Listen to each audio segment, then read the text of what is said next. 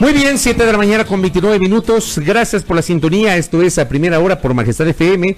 Recordar a nuestra audiencia que estamos con nuestra señal abierta en Pichincha, Esmeraldas y Manabí. Nos pueden sintonizar también a través del internet en el resto del país y alrededor del mundo a través de www.radiomajestad.com. Estamos transmitiendo por Facebook Live a través de las fanpages de A Primera Hora y de Majestad FM.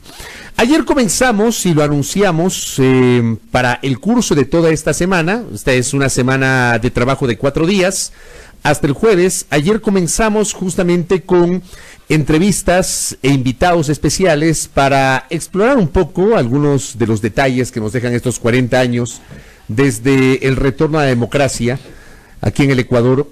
Dice la historia, estos 40 años vienen a ser el periodo más largo de vida democrática. No por eso estos 40 años han estado exentos de la polémica, y por eso pues lo citábamos en el comentario con el contertulio. Ayer iniciamos un ejercicio, aplicamos un ejercicio en el Twitter respecto de las frases más emblemáticas de estos 40 años. Tenemos el gusto de contar aquí en nuestra mesa de trabajo con la presencia de dos personajes que han sido parte de estos 40 años desde el retorno a la democracia, desde su condición de presidentes del Congreso de la República. El señor economista Guillermo Landázuri Carrillo, que en su momento fue diputado de Izquierda Democrática por la provincia de Pichincha, y el señor ingeniero Carlos Vallejo López, que fue parte de la democracia popular y que como tal llegó a presidir el Congreso de la República. Un gusto tenerlos acá, señor economista, bienvenido. ¿Cómo está usted? Un gusto, Fabricio, compartir con Carlos y con la gran audiencia de su radio. Señor ingeniero Carlos Vallejo López. Muchas gracias por la invitación y gracias por el compañero con el que puedo dialogar. Sí se llevan, sí son amigos. Nos llevamos muy bien. ¿En algún momento compartieron legislatura ustedes? Pero claro. ¿En qué año? Claro. En varios.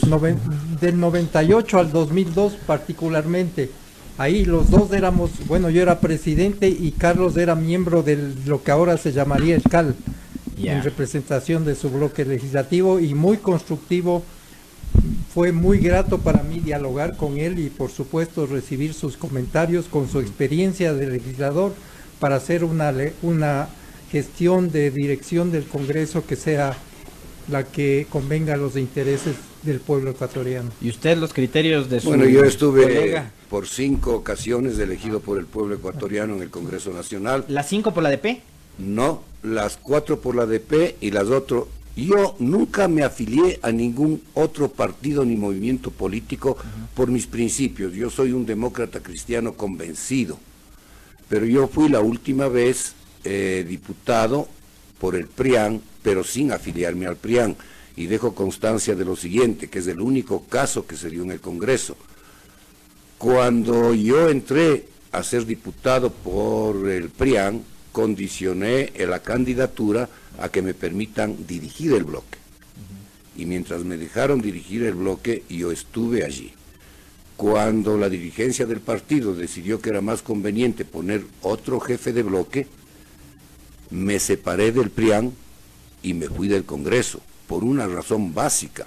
Uno está no por lo que es uno como persona en el Parlamento, sino respondiendo a una tendencia, a una doctrina, a una ideología que lamentablemente en los últimos 20 años ha desaparecido del contexto nacional. Usted Fui presidente en el año 2002-2003 y gracias al apoyo de partidos como la Izquierda Democrática, como la izquierda de este país, porque hemos sido gente de centro izquierda, logré hacer un buen Congreso, una buena presidencia. Ustedes nos decían, compartieron el trabajo legislativo en ese periodo tan complejo del 98 al 2002. Es un periodo que se ha caracterizado, y eso dice la historia, que se ha caracterizado por algunos elementos, por ejemplo, las normas jurídicas que se aprobaron previo a la crisis bancaria del año 99, la caída en el año 2000 del entonces presidente de la República, Yamil Maguad, luego, pocos días después, 11 días después de haber adoptado la dolarización de la economía. ¿Cómo evalúa Guillermo Landázuri, y luego la misma pregunta para Carlos Vallejo, ese paso de ese Congreso en particular, que digo, con estos elementos probablemente pudo haber sido uno de los congresos más polémicos, más controversiales por estos detalles que he mencionado, economista Landázuri? Una cosa que siempre destacaré yo, que el nivel del Congreso Nacional en esos tiempos era muy superior al nivel de los de las asambleas que hemos tenido últimamente.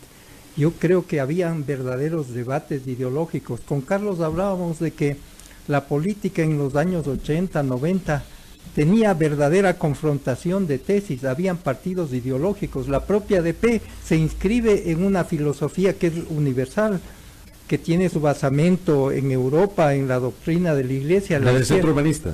Claro, la izquierda democrática igual se inscribe en una corriente global. La socialdemocracia alemana. Que es la socialdemocracia que, trasplantada a Sudamérica, articula el socialismo democrático. Entonces, son partidos ideológicos que deberían volver a tener fuerza para que el Ecuador tenga verdadero debate y verdaderas propuestas sustentadas para su desarrollo económico. Entonces era un periodo muy estimulante, y con Carlos yo debo reconocer que él ha sido un hombre de ideología, de debate combativo, como debe ser un diputado, un político, y me ha complacido sobremanera haber contado con su amistad. Debatíamos bien, pero también éramos constructivos en nuestras decisiones. Oiga, le voy a hacer una pregunta directa. ¿Ustedes como Izquierda Democrática votaron por la ley del AGD y la eliminación del impuesto a la renta y la implementación del ICC? No, nos opusimos a eso. Eso era en el año 98. En el año 98. En realidad con Carlos compartimos del Congreso del 2002 al 2006, ¿no? El 2002 Oiga, al 2006. usted sí estuvo en el 98. Hasta el 98. Porque... Entonces usted no votó por la ley del No. AGD. Yo sí estuve y voté en contra de la propuesta de Nebot de sustituir el impuesto a la renta por impuesto a las... A eso me refiero. Carlos Vallejo, en el mismo contexto, mucho se ha hablado de que la democracia cristiana era en su momento, en su génesis, un partido más identificado con el centro hacia la izquierda. Pero algunos críticos dicen la democracia popular con el paso de los años se derechizó, y eso se evidenció en el gobierno de Maguad. Se hizo conservadora. Se hizo más conservadora. Usted ha sido un hombre de izquierda y nos lo recordaba. ¿Eso generó un conflicto interno ideológico suyo, ingeniero Carlos Vallejo? Yo voy a contestar rápidamente su pregunta, pero quisiera hacer una cosa. Por favor. Utilizar este tiempo precioso para analizar qué le ha pasado al país en estos 40 años. Sí, lamentablemente, contestando la pregunta. Por favor. Sí, yo soy un hombre de principios, soy hombre de centro izquierda hacia la izquierda, nunca lo he negado, lo he dicho de frente y me ha costado mucho en lo personal mi posición ideológica. Y lamentablemente, como pasó en muchos partidos, poco a poco fueron perdiendo el poder ideológico y convirtiéndose en mecanismos de poder y nada más. Y lamentablemente, la democracia cristiana se derechizó tanto que terminaron los principales líderes en una derecha que es inexplicable. Habría que volver a leer los libros de uno de los más grandes líderes del partido, que hizo un gobierno de centroizquierda, Roldós y Hurtado. Gobierno de centroizquierda, tuve el honor de ser ministro de Jaime Roldós y de Osvaldo Hurtado, de centroizquierda, luchando contra los poderes económicos de este país. Y lamentablemente veo que evolucionan a una derecha inexplicable. Déjeme pensar en algo. Jaime Roldós, al tomar posición hace 40 años, usó una frase lapidaria y firme y muy buena. Jaime Roldós dijo: el pueblo elige y las oligarquías gobiernan. ¿Ustedes creen que estos 40 años ha cambiado la frase de Jaime Roldós? Para nada. Esa es la historia, la triste historia Es la del historia. Ecuador. Bien. Pero lamentablemente, cada gobierno refunda la nación. Cada gobierno que entra encuentra todo destrozado y él va a convertir a este país en el paraíso terrenal. Cada gobierno critica la independencia de poderes, la dependencia de poderes, unos más, otros menos. Y nadie puede decir cuándo ha habido independencia de poderes, que es una base fundamental de lo que sería una real democracia. Una democracia real es una democracia con un gobierno participativo, que lamentablemente es difícil lograrlo en ninguna parte del mundo y más en los países subdesarrollados. El doctor Basabe tiene un estudio interesantísimo sobre las Cortes Supremas. En los 8 gobiernos o 9 gobiernos electos por el pueblo, los 8 cambiaron las Cortes. Con alguna explicación o justificación planteaban al Congreso la cesación o que cesen las Cortes anteriores y se nombraba la nueva Corte. Y siempre con pactos. El primero, 2 grandes enemigos políticos don Asad Bucarán y el coronel Armijos pactan para captar la Corte Suprema y controlar a Jaime Roldós. El siguiente Congreso, con un poder fuerte de la izquierda democrática, por cierto, no me hace falta decir lo que significa para mí la amistad de Guillermo Lazo, eso está por sobre los demás. Ya. Y se logra una nueva Corte Suprema que por el gobierno de ese momento, no voy a decir nombres nunca de ninguno de los gobernantes, pusieron tanques en la Corte para que no entre la nueva Corte. Bueno, todos sabemos cuál fue ese gobierno. y luego vino la siguiente Corte, también así mismo con el pacto de la regalada gana. Y luego vino la famosa Corte del 98, el que yo fui ya eliminado del Congreso por la decisión, entre otros, de la DP, porque yo era diputado nacional. Viene la consulta popular y el pueblo dice: no más mano del Congreso en la Corte Suprema. 1997. Elija o nombren una comisión que califique los jueces. La de Ángel Felicísimo Rojas. Y voy a decir un solo nombre: el doctor Alberto Wright preside esa comisión. Recuerdo. Y manda al Congreso a que les posesione a los 33 jueces. Pues no los posesionaron. Y ahí dicen, por esta última vez, el Congreso, y sacan 10 de la lista y ponen 10 de un partido. Así fue. Cuyo líder quería tener siempre el control de la Corte Suprema. ¿En dónde están ciertos juicios como el de Rangasí, el Anra de Gutiérrez y otros más que lograron desaparecer? ¿Acaso hemos sido santos? Y después hubo otros episodios, ¿no? El de la Pichicorte con Gutiérrez. También ha habido. Que eliminaron a la Corte anterior y vino a la Pichicorte, que duró muy poco, y después, en definitiva. Esta lectura que usted hace, doctor, de esa ausencia de independencia de los poderes, me parece que es tan precisa y tan coyuntural en este momento, que se habla de la reinstitucionalización o de ese afán de refundar el país. Entonces yo sí quisiera que usted, con esa lectura tan clara, tan precisa de todo este recorrido histórico que ha hecho de cómo los partidos políticos y las oligarquías han tratado de apoderarse de la justicia, le diga a la gente que nos ve y nos escucha por qué pasa eso. A ver, primero, porque una democracia real participativa es muy difícil de lograrlo, sobre todo en un país con las grandes desigualdades sociales y económicas que vivimos nosotros. Los grandes poderes económicos y un porcentaje altísimo de la población en una vida bastante difícil y yo diría de miseria. Esas grandes contradicciones sociales condicionan en mucha forma a la vida política del país.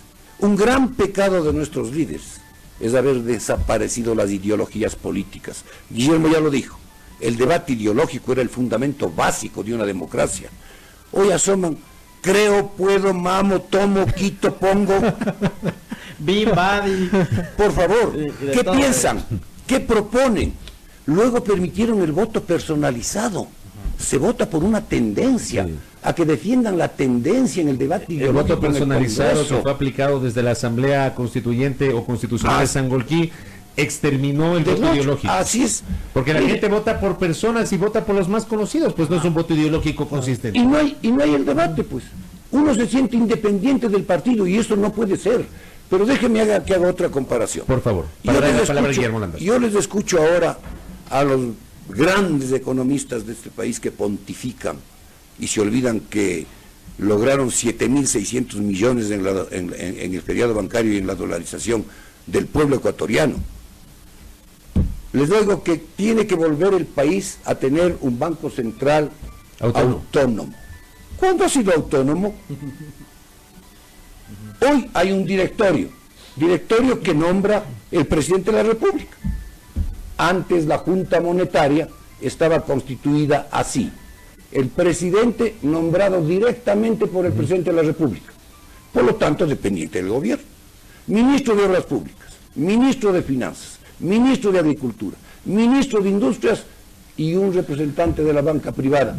Hay independencia. Déjeme solo le pongo un ejemplo. Favor. Cuando los gobiernos cuando había el Sucre querían más circulante porque necesitaban plata en la cuenta, pedían al Banco Central Claro, y aprobación emisión inorgánica. La aprobación de la Junta Monetaria. Que Guillermo no me dejará mentir, era peor que el crédito. Déjeme pedir igualmente una reflexión. ¿Qué opinas sobre estos comentarios, este criterio de Carlos Vallejo, Guillermo Landázuri, que también nos visitan esta mañana? Por favor. Son comentarios muy interesantes, algunos polémicos, pero muchos ¿Cómo usted con esa postura de Carlos Vallejo? Con mucho sustento histórico.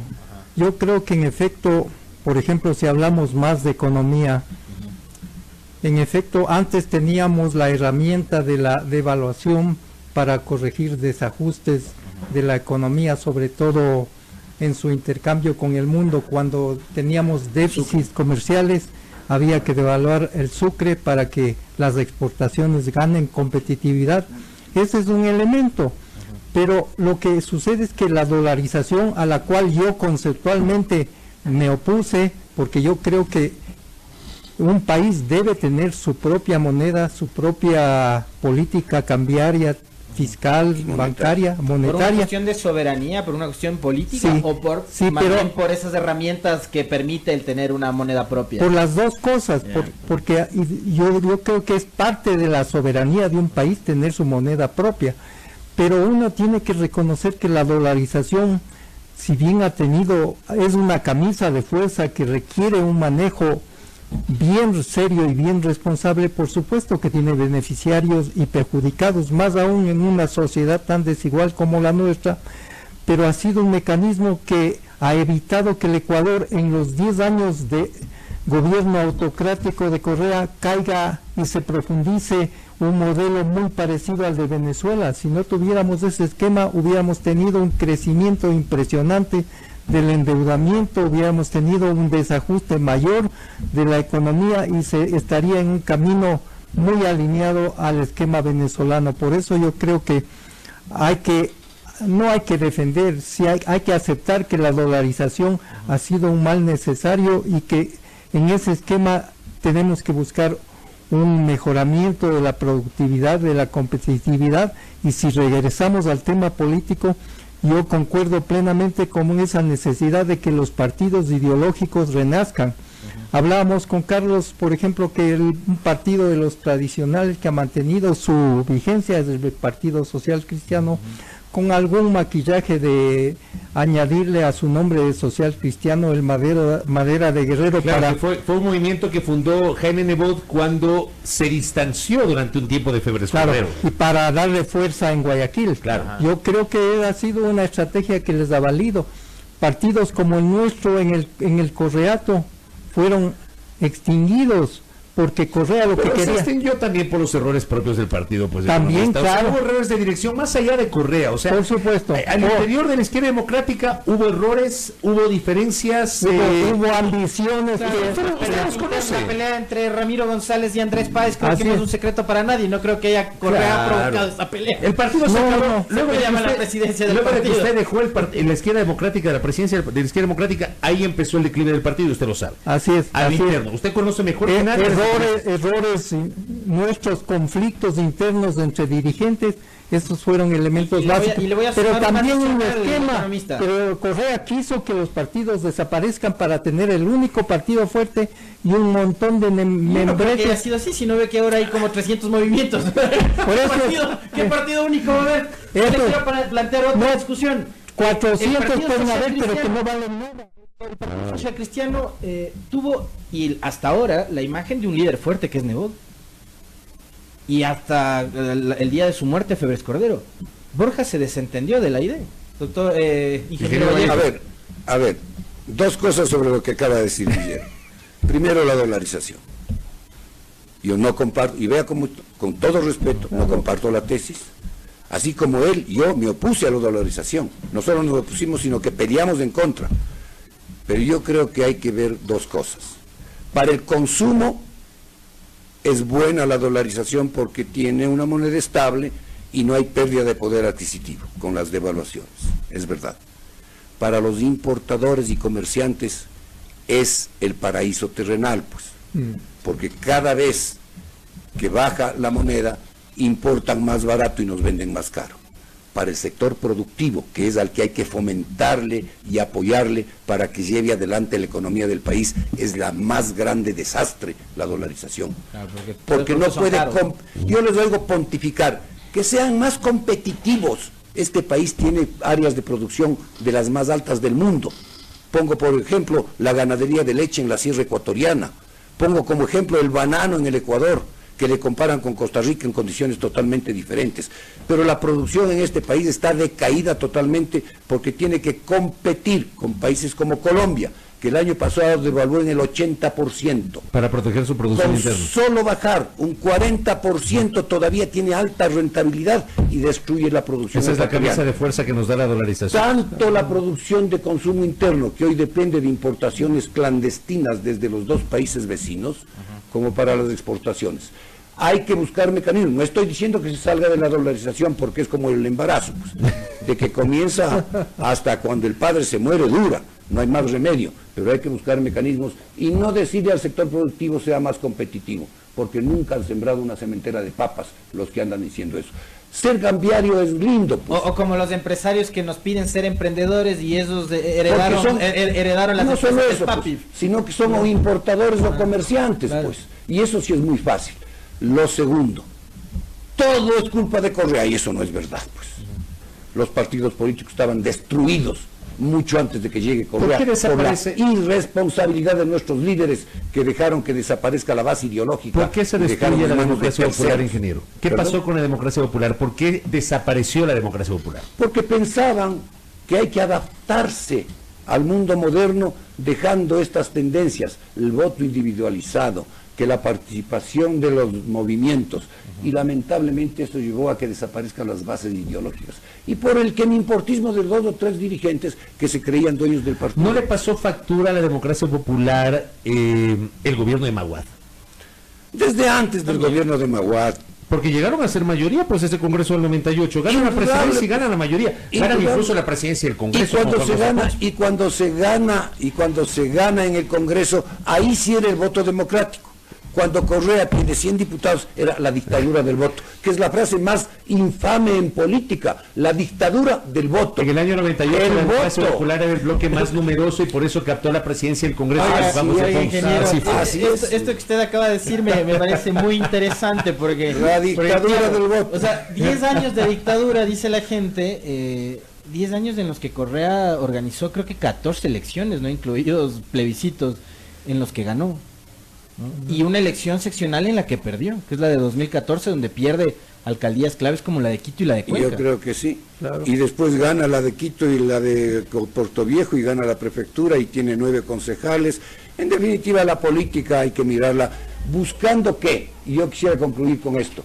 Ojalá se pongan de acuerdo los nuevos líderes en que hay necesidad de una ley de partidos que componga básicamente doctrina e ideología, para que vuelva a renacer en este país una verdadera base democrática, no digo una mejor democracia, una base democrática. Nos habló el ingeniero Vallejo sobre el tema de la democracia popular, la democracia cristiana. Yo quisiera preguntarle en cambio al economista Landazuri, ¿qué fue lo que pasó con la izquierda democrática, donde ninguno de esos líderes jóvenes que estaban llamados a tomarles la posta, Rodrigo Borja, Raúl Vacacarbo, lograron hacerlo, ¿no? Y siempre, digamos, estuvieron bajo la sombra del doctor Borja, que va a ser... Solo le digo una seguirá cosa, siendo yo fui opositor a la izquierda democrática, pero nunca dejaré de reconocer la capacidad de liderazgo de 2 principales líderes, el doctor Rodrigo Borja y el ingeniero Raúl Vacacarbo. Claro, son los dos emblemas de la izquierda democrática, pero ¿qué pasó con los que venían después? Bueno, cuando no hay consistencia ideológica, se imponen los personalismos. Fabricio dijo muy bien, yo tuve un periodo complejo en el partido, yo fui el que impulsé que el partido tenga unas primarias para elegir un candidato presidencial, porque hay una cosa, la izquierda democrática ha tenido bajones político-electorales cuando no ha confiado en sus propios hombres. Primer ejemplo, Ehlers en el 96. Ahí yo creo que el propio Jorge Gallardo debió haber sido el candidato presidencial. Jorge Gallardo Zavala, claro. Puede que Fue no, ministro de Finanzas de Borja, ¿no? claro, podía no haber ganado, pero se posicionaba. Pero era un hombre de la casa, pues. Claro, un hombre de la casa. Así es. primer gran error. El segundo gran error, cuando después, en el 2006, también con ese mismo argumento de que no tenemos opciones dentro del partido, a ver, apoyemos León al Roldós. León Roldós. En mi novio con Ramiro González. León Roldós, así es. Entonces, Ese fue claro, un error, fue un error eso. fue un error, y además movieron muy bien algunos dirigentes dentro del partido para que no nos vayamos por votar y por decidir alguien del partido que siembre. Borja llegó a la tercera candidatura a la presidencia. No es que uno llega con fuerza y se impone en la primera, sino habrían mucho más pugna por las candidaturas. Y hay un detalle de lo de Borja, con Tertulio, ingeniero, economista, amigos, amigas, hay un detalle de lo de Borja en el año 88, si la memoria no me es infiel.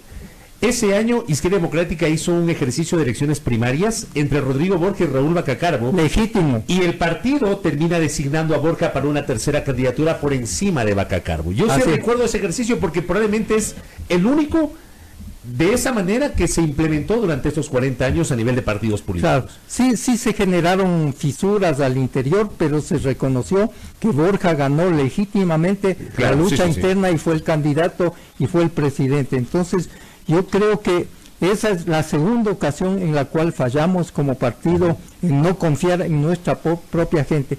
La tercera también tiene que ver con el general Moncayo, quien ha dicho muchas veces que es hombre de ideología socialdemócrata, pero que nunca se afilió. Y también ahí él se pensaba que podía tener un resultado bueno, pero la política es no solamente expresar un discurso, sino llegar al sentimiento de la gente. Yo he sostenido en muchas ocasiones que el único partido que pudo imbricar un mensaje ideológico con un sentimiento fue la Izquierda Democrática, sobre todo en Quito, en los barrios populares, porque la ideología de la idea se transformó en un sentimiento, y la gente vota por sentimientos, vota con el respaldo de una ideología, pero vota por quien le cae bien, porque a quien le cree, a quien le estima y le admira. Ese es otro problema que usted acaba de decir en este momento, economista. La Izquierda Democrática, digamos, se asentó o tuvo sus bases en Quito, en algunas provincias de la sierra, claro, también, ¿no? En el norte, en Azuay. Pero desde aquí se proyectó allá, así. Claro. Yo noto que otro de los problemas de los partidos políticos, para no ir en esa corriente de echarle la culpa por el que vuela la mosca Correa, es que se hicieron muy sectarios. O sea, el Partido Social Cristiano se afincó en Guayaquil, la Izquierda Democrática en algunas zonas de la sierra, el Partido Roldosista con Bucaram también en algunas provincias de la costa, y buscaron bastiones, ¿no? Y creo que ese también es otro de los problemas, de no ampliar el espectro, de no cubrir el territorio nacional, sino buscar dónde afincarse. Ingeniero Vallejo. Yo nunca quise dar nombres y dije que me voy a limitar a no darlos, pero me voy a forzar. ¿Qué le pasó a la democracia popular, democracia cristiana? Tenía líderes de primer orden, pues, Absalón Rocha, Juan Pablo Moncagata, para dar dos nombres. Se les puso a un lado y se contrató personas que se suponía que iban a hacer una maravilla, pues, que nunca sintieron lo que sentíamos los demócratas cristianos, pues. Y perdieron las elecciones, y uno de ellos ganó alcaldía y después ganó la presidencia, pero también era de los contratados, pues. Por eso el feriado bancario. ¿No era hombre de la casa? Pero nunca, pues, él llegó de mucho después, pues. ¿Y Rodrigo Paz fue hombre de la casa o tampoco? Tampoco, ellos llegaron después, pues. Él era hombre de la casa Paz, pero los hombres como Absalón Rocha Romero, claro, como Juan Pablo Moncagata, y como Vladimiro Álvarez. Andrés Crespo Reinberg. Como Andrés Crespo, que lamentablemente hoy Andrés Crespo, él fue mi secretario general en el Congreso. Recuerdo, un hombre de lujo. Conocido como el Pelusa. El Pelusa Crespo. Hoy lamentablemente desde hace más de 15 años, casi en estado vegetal, por un accidente que tuvo con un... Claro. Gente como ellos, casi relegados. A mí me prohibieron volver a ser candidato a la presidencia del Congreso porque podía cometer algún error que minimice una posible candidatura de uno de los contratados. Quisiera pedirles ya sobre el cierre, su criterio y su opinión con respecto de la coyuntura que estamos viviendo en este momento. El gobierno de Moreno es un gobierno de transición, el gobierno de Moreno es un gobierno de ruptura, el gobierno de Moreno, ¿qué es? Es un gobierno al cual se le ven cada vez más sus errores, sus limitaciones, que algunos de sus aciertos, ¿no? Porque yo creo que la crisis económica que vive el país, la crisis política que vive el país, ya no solamente puede ser achacada a Correa, también tiene que ser achacada a su sucesor, a Moreno, de tal manera que él tiene una responsabilidad muy grande en la crisis que actualmente vivimos, por lo cual yo creo que es fundamental algo que dijo Carlos. Yo creo que se requiere una reforma política muy importante, que los partidos ideológicos vuelvan a tomar fuerza, que se eliminen los movimientos locales que no tienen ningún asidero, ninguna propuesta ideológica, que se elimine el voto por listas, que se eliminen las circunscripciones dentro de las provincias, porque la identidad ecuatoriana está constituida en el concepto de provincia. Que se elimine el voto de entre listas, que se vote el voto, que se elimine por listas, claro, que se mantengan listas y que vuelvan a resurgir partidos ideológicos con programas de gobierno inscritos en el escenario global de la mundialización. Correcto. La misma pregunta para Carlos Vallejo, lo que decía el contertulio. ¿Cómo situamos al gobierno de Lenín Moreno hoy? No voy a hacer juicios de valor. Este país, en los 40 años, con grandes problemas de errores humanos. La política es de confrontación, pero de respeto. Y lamentablemente lo hemos convertido en escenario de ring, para pelear, para tratar de eliminar, pero para eso, tratar de hay matar. De ejemplos en 40 años, ingeniero. Para tratar de matar al adversario, porque solo yo debo ser el que pienso y el que sé, y eso no es bueno. Moreno llega al poder en una tendencia. No voy a decir si buena o mala, llega con una tendencia. Encuentra un país en el que si sigue con la tendencia, tiene un determinado apoyo. Entiendo que quienes le rodean ven que es necesario un cambio, más diálogo con los poderes, y está gobernando en ese camino, y espero que le vaya bien. ¿Usted no cree que es un gobierno de transición este? Yo no pienso en los gobiernos de transición. Es un nuevo gobierno que terminará en 2 años. Y espero que el que venga no encuentre el desastre del país y que va a refundar la patria. Correcto. Que continúa haciendo desarrollar este país. Se me terminó el tiempo. En 30 segundos, ingeniero Carlos Vallejo, en pocas palabras, ¿cómo evalúa 40 años? En 30 segundos, 40 años de democracia. Un país que se ha desarrollado, pero lamentablemente con profundos errores de confrontación ideológica, de confrontación política por intereses y no por bases ideológicas. Ojalá volvamos a tener partidos políticos con sustento ideológico, en base a una doctrina para poder confrontar. Lo que dice Guillermo lo conversamos afuera. Las listas tienen que volver para defender principios y no posturas personales. Correcto. Guillermo Landázuri, en 30 segundos, evaluemos 40 años en pocas palabras. Yo creo que el país ha avanzado profundamente en algunos aspectos. Ha avanzado, por ejemplo, en la organización de la sociedad civil a través de múltiples organismos que han hecho escuchar su voz, que se ha transformado en una voz de algunos segmentos que tienen mucha representación.